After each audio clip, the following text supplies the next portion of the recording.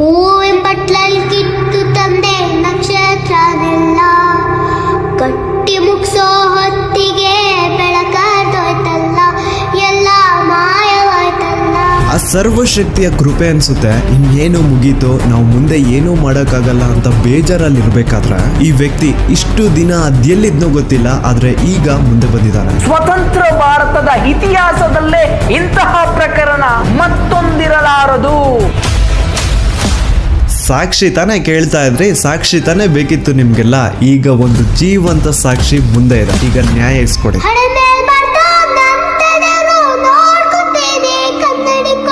ಅದೇ ಒಂದು ನೇತ್ರಾವತಿ ನದಿ ತೀರದಲ್ಲಿ ಡೈಲಿ ಒಂದು ಹೆಣ ಬೀಳೋದು. ಸೊ ಆ ಒಂದು ಬ್ಲ್ಯಾಕ್ ಕಲರ್ SUV ಕಾರ್ಗೂ ಹಾಗೂ ನೇತ್ರಾವತಿ ನದಿ ದಡದಲ್ಲಿ ಸಿಗುತ್ತಿದ್ದಂತಹ ಹೆಣಗಳಿಗೂ ಏನೋ ಒಂದು ಸಂಬಂಧ ಇದೆ ಅಂತ ಭೀಮಗೆ ಗೊತ್ತಾಗುತ್ತ. ಈವನ್ ಸಿಗುವಂತಹ ಡೆಡ್ ಬಾಡೀಸ್ ನ ಸಹವಾಸಕ್ಕೆ ಪೊಲೀಸರು ಹೋಗ್ತಿದ್ದಿಲ್ಲ. ಸೊ ಯಾಕೆ ಅಲ್ಲಿನ ಪೊಲೀಸ್ ಅವ್ರಿಗೆ ಯಾರ್ದು ಅಂತ ಭಯ ಇತ್ತು? ಅವಳು ಬಾಡಿನ ಒಂದು ಕಡೆ ಮಣ್ಣು ಮಾಡು ಅಂಡ್ ಅವಳಿಗೆ ಸಂಬಂಧ ಪಡುವಂತಹ ವಸ್ತುಗಳನ್ನ ಇನ್ನೊಂದು ಕಡೆ ಮಣ್ಣು ಮಾಡು.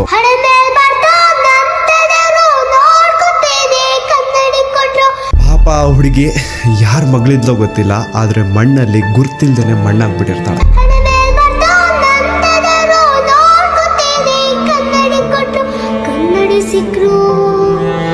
ಕನ್ನಡಿ ಸಿಕ್ರು ತಳ್ಕಂಬಳ್ಕಾವುದು ಯಾರೋ ತುಂಬಾ ಹುಷಾರು.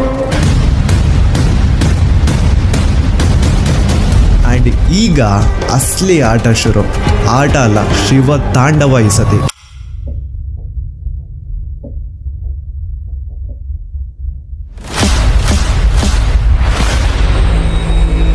27 ಫೆಬ್ರವರಿ 2025.